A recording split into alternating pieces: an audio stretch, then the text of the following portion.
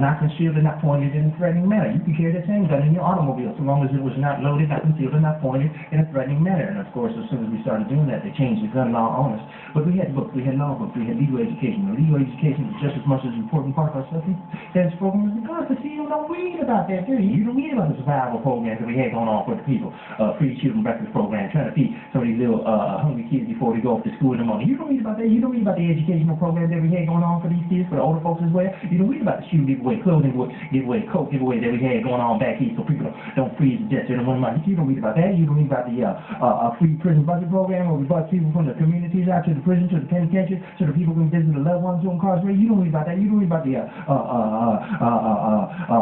free ambulance service that we had going on in the Winston-Salem, North Carolina chapter because black people in Winston-Salem, North Carolina with my basic emergency health care. You don't read about that. You don't read about the testing program where we tested over 500,000, 500,000 people before the U.S. government even realized the sale was a threat to the well-being of black people in America. Why? Because there's no guns there, no sensationalism there, no dramatic value. Just sell newspapers, doesn't boost the television ratings. It's just some black people getting organized to help some other black people.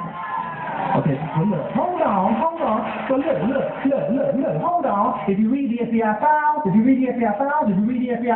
I had read because you got about 1 million pages in there with my name on it. Okay, look. If you read the FBI files, you will see that even Mr. J. Guenveur himself had to say that it was not the guns that were the greatest threat to the internal security of the United States of America. It was not the guns, but what was it, people? Huh?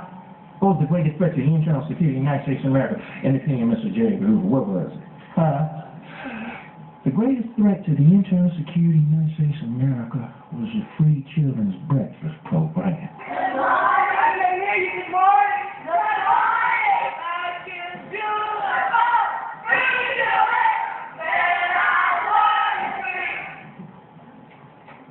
That was the greatest threat to the internal security of the United States of America.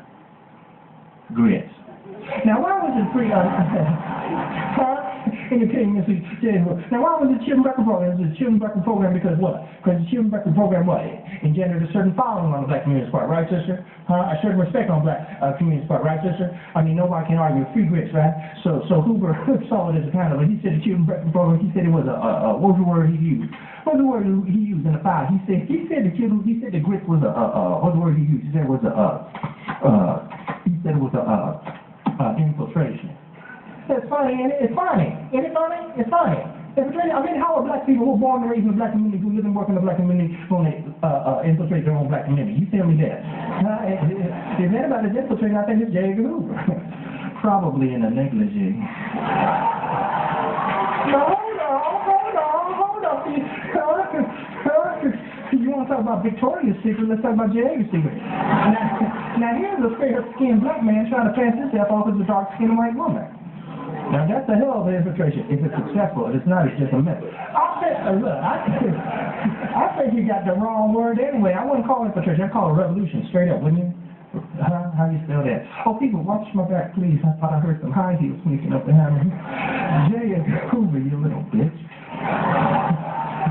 Watch my back, people, please. You got my back? Is my back guy? Yeah, we got your back. Appreciate it. Black power struggle back always gonna be gotten. As long as they're real freedom fighters, yes?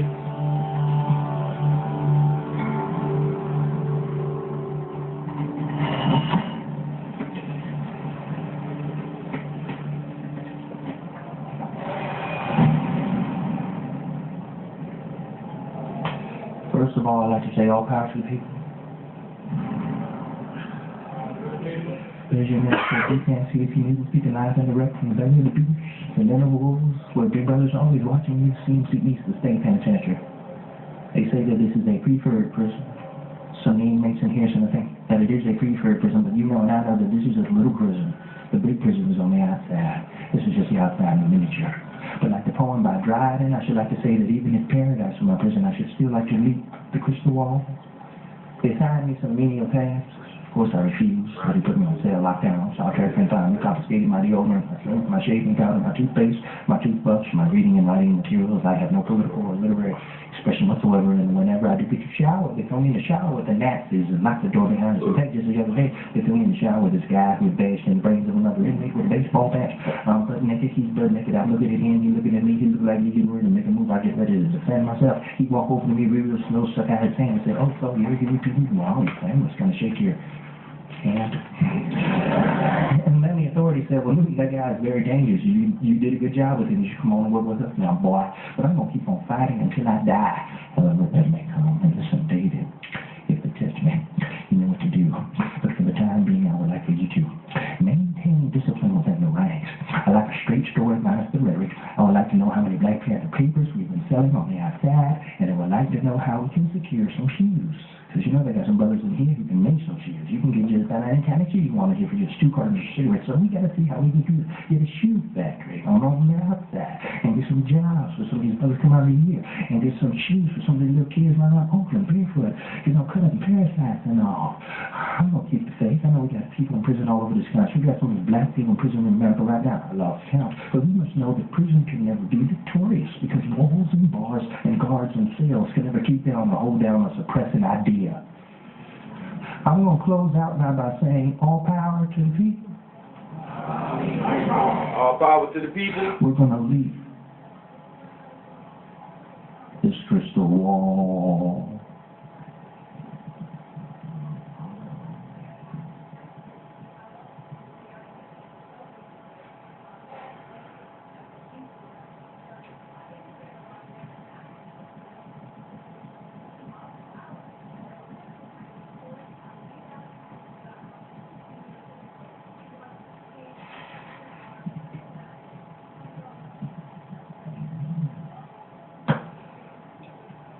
Life does not begin at birth.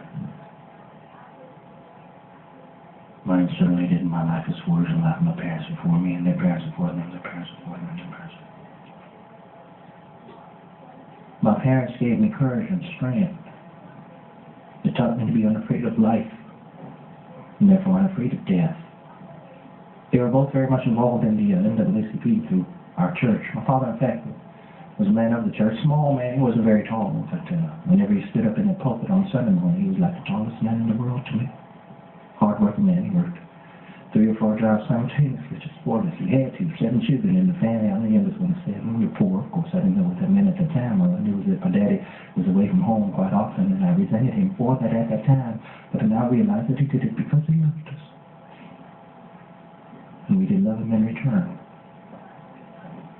Even though he was what you might call a benevolent tyrant. See, there was only one correct way of doing anything in this wide world, and that was always my daddy's way. Sound like anybody to you? That's what I thought. And you know, even at a young age, I was a little hard-headed, you know, running around, you know, trying to resist my daddy's authority, you know, smoking cools behind his back. And I usually paid for that resistance on my backside. But my parents wanted the best for me. They really, truly did. In fact, they had me training for about 8 years on the classical piano. They said so I could have private lessons. They wanted me to travel the world playing the classical concerto, like the classical brother. What's his name? What's the classical brother's name? Watt. Andre Watt. He's a brother, isn't he? I think. Okay, I think he's a brother. I don't know if he's a Panther, but I think he's a brother. Anyway, I resisted all that Andre Watts riot stuff, and I got myself together, as a young adult, and I went on to law school, which made my parents very happy, because I figured I would graduate from law school, take the bar, pass the bar, come practicing attorney, make a lot of money. Of course, I dropped out, and that disappointed them. They saw it as a form of ingratitude after all they had sacrificed for me. But I'll tell you the truth, people, because I didn't come to New York City to lie to you. To tell you the truth, the only reason why I started studying the law in the first place was so that I could become a better burglar. Now, that's true. No, that's true. The first college course I ever signed up for back in junior college was a course in criminology, because I wanted to be a criminal, but I didn't know which type. So I figured I would take a course in criminology. Maybe that would help me make up my mind. I was a big-time fool. That's what I was. That's what I have confidence in knowing. We'll be time for this. But I heard from some other people when I went to prison that my parents did support my path. That made me feel very good, made me feel even better when I was able to come out of prison. My parents were able to tell me that straight to my face. In fact, first place I went to when I came out of prison on their high Sunday day was to see my mom. She wasn't doing too good. She was in the hospital at the time, but she was doing a whole lot better. When I walked through that hospital door, I'll never forget it. A whole lot of hugging up going on. It was a joyous reunion, and then I went straight away to see my daddy, and he was overwhelmed. He said that he didn't think that he would live long enough to see me released from prison, and then he wept.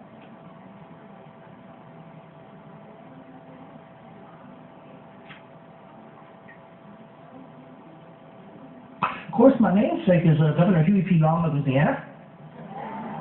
That's where we're from, Louisiana. And it seemed like my daddy thought that Huey P.Newton had done positive things for black people in Louisiana, so he named me after him. And as you can imagine, the name always caused me a few difficulties. Not really political problems per se, but really more problems of a personal nature, you see, because I was the youngest one of 7, I was a baby, and my name was Huey. So everybody want to call me. Don't say it. Okay, look, don't say it. Don't even think about saying it. You don't want to know what happened last person called me that to my face. So don't say it, I don't play it. Huh? Who won't be named after a little funny walking, funny talking cartoon duck with a bonnet on his head? I don't play that baby Huey stuff. And these kids can be merciless, rhyming on your name. Oh my God, they rhyming on my name every day. Running me home from school, throwing rocks outside my head, talking about Huey P, go wee, Huey P, go wee, throwing rocks outside, Huey P, go wee, boom. I'm running home to my mama, you know, she just coming down my face, rocks outside my face head. I said, mama, I don't want to be Huey P no more. I don't want to be Huey P no more. My mama just said, listen, son, Huey P.Newton was the name that you was given at birth, and that is the name that you will carry into your grave, Huey P.Newton. Now get inside, wipe off your face, sit down, and practice your Rachmaninoff. And I did too, because the Rachmaninoff better than rock beside my head, isn't it? But, oh my God, there were these little stories they used to tell about my dad. Back in Louisiana? That's where we're from, Louisiana. Did I tell you we're from Louisiana? Or could you just, okay. Well, it seemed like my dad back in Louisiana got into a dispute with a white man. And the white man said, well, you know, boy, if ever I get into a dispute with a colored fella, I sure enough have to whip him. My father just looked him straight in the eye for about a minute or 2 and said real quiet, well, you know, if another man with me, he got to be the better man, and you don't look like you qualify. And then we moved to California. And my father went out to Oakland, California with another good friend of his who was also trying to support a large family. His friend just got a good job with the Oakland Public Works Department, something like that. And he quit that job because he got a new job with the Oakland Police Department. He must have been one of the first black police officers on the force. I'm talking about way back, 1952, 53, something like that. And my father broke friendship with him, not because he joined the police force. You know, he had his 40 standard just like my daddy. But he broke his friendship with him because his friend was only allowed to arrest black people. So he broke his friendship with him on principle, because that's the kind of man my daddy was. He was a man of high standing principle. And I suppose that the funny thing is, in my immediate family, color was never really the cue, because we had people in my immediate family of all colors, right? All complexions, all hair textures. My father, in fact, was even more fair-skinned than I am. Straight black hair. His father was a white rapist. But color was never really the cue in the family. I mean, sometimes there's a little tiff, a little argument in the family. You know, you call one of my lighter skinned sisters red, they get upset, she start crying through her freckles.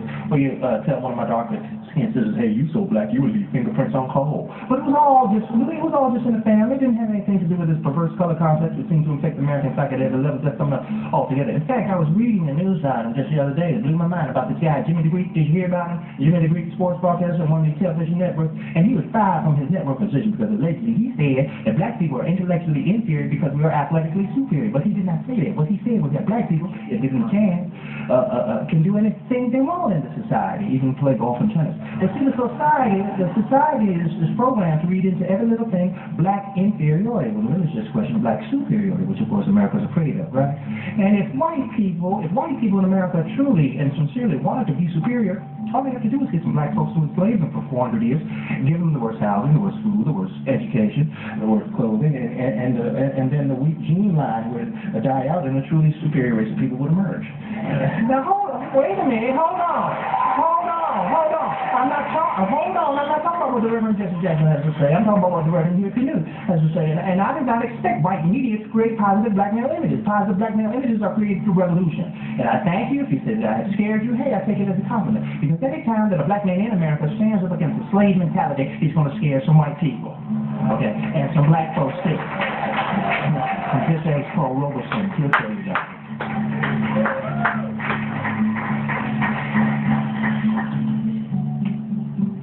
do anything on the television, talk to you about procrastinate. I hope you realize that or not.